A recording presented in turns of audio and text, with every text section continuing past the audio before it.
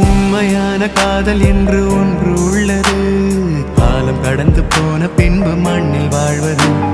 காலம் எந்த கைப்பிடிக்குள் மாட்டிக்கொண்டது. காதல் என்னை விட்டு விட்டு எங்கு சென்றது? கடவுள் வந்து பூமி மீது வாழும் போதிலும் காதல் தோல்வியாகும் போது சாக தோன்றிடும். காதல் இன்றி பூமி மீது வாழ நேர்ந்திடும். கொஞ்ச நேரம் கூட நரகம் போல மாறிடும்.